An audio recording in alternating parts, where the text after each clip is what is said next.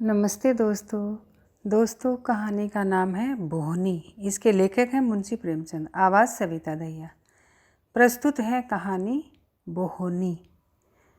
उस दिन जब मेरे मकान के सामने सड़क की दूसरी तरफ एक पान की दुकान खुली तो मैं बाग हो उठा। इधर एक फरलांग तक पान की कोई दुकान नहीं थी और मुझे सड़क के मोड़ तक कई चक्कर करने पड़ते थे।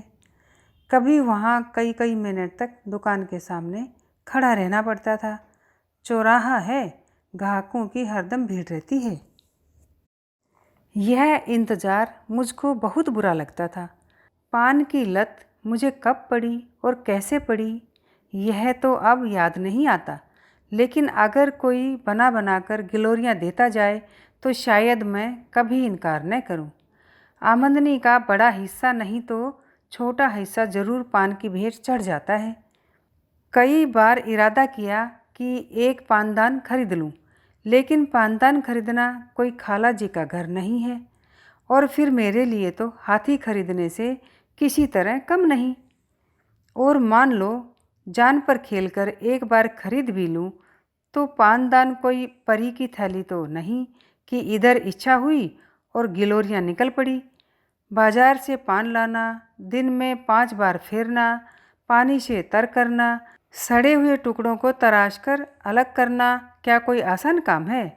मैंने बड़े घरों की औरतों को हमेशा पानदान की देखभाल और प्रबंध में ही व्यस्त पाया है। इतना सरदर्द उठाने की क्षमता होती तो आज मैं भी आदमी होता। और अगर किसी तरह यह मुश्किल भी हल हो जाए तो सुपारी कौन काटे? यहाँ तो सरोते की सूरत देखते ही कपकपी छूटने लगती है। जब कभी ऐसी ही कोई ज़रूरत आ पड़ी जिसे टाला नहीं जा सकता तो सिल पर बट्टे को तोड़ लिया करता हूँ, लेकिन सरोते से काम लूँ यह गैर मुमकिन। मुझे तो किसी को सुपारी काटते देखकर उतना ही आश्चर्य होता है जितना किसी को तलवार की धार पर नाचते देखकर। और मान लो यह मामला भी किसी तरह हल हो जाए तो आखिरी मंजिल कौन फतह करे? कत्था और चूना बराबर लगाना क्या कोई आसान काम है? कम से कम मुझे तो उसका ढंग नहीं आता। जब इस मामले में वे लोग रोज़ गलतियां करते हैं जो इस कला में दक्ष हैं, तो मैं भला किस खेत की मूली हूँ? तब मौली ने अगर चूना ज़्यादा कर दिया तो कत्था और ले लिया। उस पर उसे एक डांट भी बताई। आंसू पूछ गए। मुसीबत का सामना तो उस वक्त होता है जब किसी दोस्त के घर जाए। पान अंदर से आया तो इसके सिवाय कि जानबूझकर मक्खी निगले, समझबूझकर जहर का घूंट गले से नीचे उतारें और चारा ही क्या है? शिकायत नहीं कर सकते, सभ्यता बाधक होती है। कभी कभी पान मुंह में डालते ही ऐसा मालूम होता है कि जीभ पर कोई चिंगारी पड़ गई। गले से लेकर छाती तक किसी ने पारा गर्म करके उड़ेल दिया, मगर घुटकर रह जाना पड़ता है। अंदाजे में इस हद तक गलती हो जाए यह तो समझ में आने वाली बात नहीं।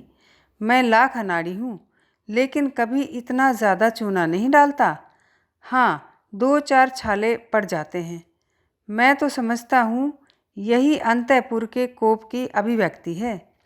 आखिर वह आपकी जातियों का प्रोटेस्ट क्यों करें? खामोश बायकाट से आप राजी नहीं होते। दूसरा कोई हथियार उनके हाथ में है नहीं। भवों की कमान और बरौनियों का नेजा और मुस्कुराहट का तीर उस वक़्त बिल्कुल कोई असर नहीं करते जब आप आंखें लाल किए, आस्तीनें समेटे, इसलिए आसमान सर पर उठा लेते हैं कि नाश्ता और पहले क्यों नहीं तैयार हुआ। तब सालन में नमक और पान में चूना ज़्यादा कर देने के सिवाय बदला लेने का उनके हाथ में और क्या साधन रह जाता है? खैर, 3-4 दिन के बाद एक दिन मैं सुबह के वक्त तंबोलिन की दुकान पर गया तो उसने मेरी फरमाइश पूरी करने में ज़्यादा मुस्तैदी न दिखलाई। 1 मिनट तक तो पान फेरती रही, फिर अंदर चली गई और कोई मसाला लिए हुए निकली। मैं दिल में खूब खुश हुआ कि आज बड़े विधिपूर्वक गिलोरियाँ बना रही है, मगर अब भी वह सड़क की ओर प्रतीक्षा की आंखों से ताक रही थी कि जैसे दुकान के सामने कोई ग्राहक ही नहीं, और ग्राहक भी कैसा जो उसका पड़ोसी है और दिन में 20 ही बार आता है। तब तो मैंने ज़रा झुंझला कर कहा, मैं कितनी देर से खड़ा हूँ, कुछ इसकी भी खबर है? तंबोलिन ने क्षमा याचना के स्वर में कहा, हाँ बाबूजी, आपको देर तो बहुत हुई, लेकिन 1 मिनट और ठहर जाइए। बुरा न मानिएगा बाबूजी, आपके हाथ की बोहनी अच्छी नहीं है। कल आपकी बोहनी हुई थी, दिन में कुल 6 आने की बिक्री हुई। परसों भी आप ही की बोहनी थी, 8 आने के पैसे दुकान में आए थे। इसके पहले 2 दिन पंडित जी की बोहनी हुई थी, दोपहर तक 2.5 रुपये आ गए थे। कभी किसी का हाथ अच्छा नहीं होता बाबूजी। मुझे गोली सी लगी। मुझे अपने भाग्यशाली होने का कोई दावा नहीं है। मुझसे ज़्यादा अभागे दुनिया में कम होंगे। इस साम्राज्य का अगर मैं बादशाह नहीं तो कोई ऊंचा मनसबदार ज़रूर हूँ, लेकिन यह मैं कभी गंवारा नहीं कर सकता कि नहुसत का दाग बर्दाश्त कर लूँ। कोई मुझसे बोहनी न कराए, लोग सुबह को मेरा मुंह देखना अपशकुन समझें, यह तो घोर कलंक की बात है। मैंने पान तो ले लिया, लेकिन दिल में पक्का इरादा कर लिया कि इस नहुसत के दाग को मिटाकर ही छोड़ूंगा। अभी अपने कमरे में आकर बैठा ही था कि मेरे एक दोस्त आ गए। बाजार साग भाजी लेने जा रहे थे। मैंने उनसे अपनी तंबोलिन की खूब तारीफ़ की। वह माँ से ज़रा सौंदर्य प्रेमी थे और मजाकिया भी। मेरी ओर शरारत भरी नज़रों से देखकर बोले, इस वक्त तो भाई मेरे पास पैसे नहीं हैं और न अभी पानों की ज़रूरत ही है। मैंने कहा, पैसे मुझसे ले लो। हाँ, ये मंजूर है, मगर कभी तकाचा मत करना। ये तो टेढ़ी खीर है। तो क्या मुफ्त में किसी की आंख में चढ़ना चाहते हो? मजबूर होकर उन हजरत को 1 ढोली पान के दाम दिए। इसी तरह जो मुझसे मिलने आया उससे मैंने अपनी तंबोलिन का बखान किया। दोस्तों ने मेरी खूब हंसी उड़ाई, मुझ पर खूब फवतियाँ कसी। मुझे छिपे रुस्तम, भगत जी और न जाने क्या क्या नाम दिए गए, लेकिन मैंने सारी आफतें हंसकर टाली। यह दाग मिटाने की मुझे धुन सवार हो गई। दूसरे दिन जब मैं तंबोलिन की दुकान पर गया तो उसने फ़ौरन पान बनाए और मुझे देती हुई बोली, बाबूजी, कल तो आपकी बोहनी बहुत अच्छी हुई, कोई 3.5 रुपये आए। अब रोज़ बोहनी करा दिया करो।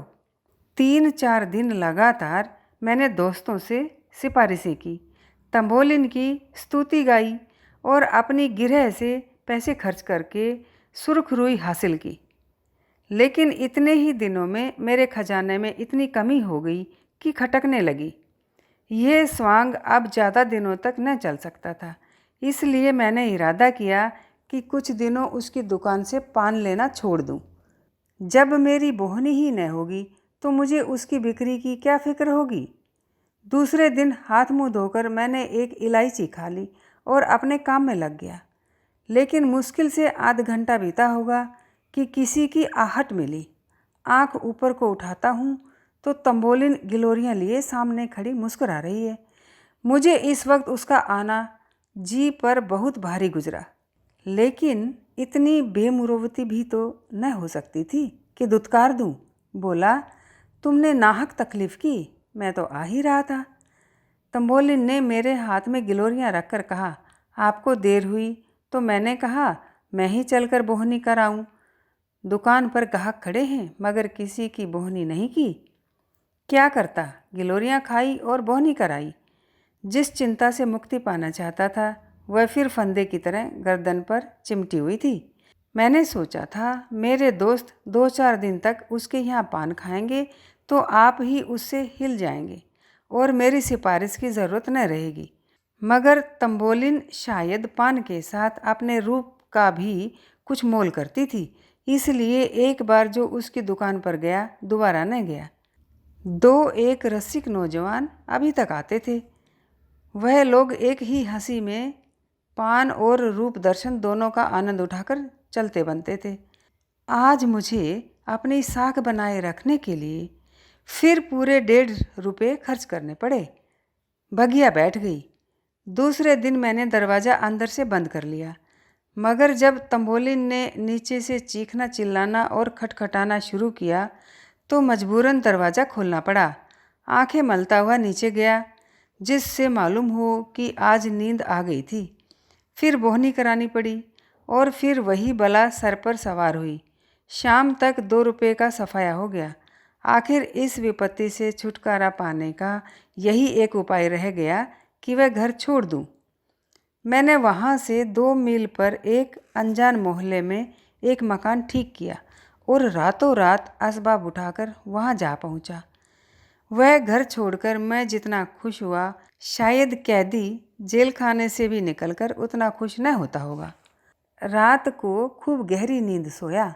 सवेरा हुआ तो मुझे उस पंछी की आज़ादी का अनुभव हो रहा था जिसके पर खुल गए हैं।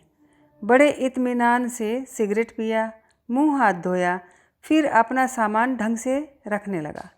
खाने के लिए किसी होटल की भी फिक्र थी, मगर उस हिम्मत तोड़ने वाली बला पर फतेह पाकर मुझे जो खुशी हो रही थी उसके मुकाबले में इन चिंताओं की कोई गिनती न थी। मुंह हाथ धोकर नीचे उतरा। आज की हवा में भी आज़ादी का नशा था। हर एक चीज़ मुस्कुराती हुई मालूम होती थी। खुश खुश एक दुकान पर जाकर पान खाए और जीने पर चढ़ ही रहा था कि देखा वह तंबोलिन लपकी चली आ रही है। कुछ न पूछो उस वक़्त दिल पर क्या गुजरी। बस यही जी चाहता था कि अपना और उसका दोनों का सिर फोड़ लूँ।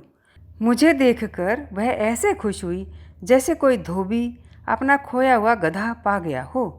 और मेरी घबराहट का अंदाज़ा बस उस गधे की दिमागी हालत से कर लो। उसने दूर ही से कहा, वाह बाबूजी वाह, आप ऐसा भागे कि किसी को पता भी न लगा। उसी मोहल्ले में एक से एक अच्छे घर खाली हैं। मुझे क्या मालूम था कि आपको उस घर में तकलीफ़ थी, नहीं तो मेरे पिछवाड़े ही एक बड़े आराम का मकान था। अब मैं आपको यहाँ न रहने दूँगी, जिस तरह हो सकेगा आपको उठा ले जाऊँगी। आप इस घर का क्या किराया देते हैं? मैंने रोनी सूरत बनाकर कहा, 10 रुपये। मैंने सोचा था कि किराया इतना कम बताऊं जिसमें यह दलील उसके हाथ से निकल जाए। इस घर का किराया 20 रुपये है। 10 रुपये में तो शायद मरने को भी जगह न मिलेगी। मगर तंबोलिन पर इस चकमे का कोई असर न हुआ। बोली, इस ज़रा से घर के 10 रुपये?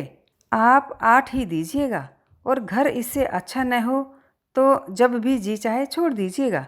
चलिए, मैं उस घर की कुंजी लेती आई हूँ, इसी वक्त आपको दिखा दूँ। मैंने तोरी चढ़ाते हुए कहा, आज ही तो इस घर में आया हूँ, आज ही छोड़ कैसे सकता हूँ?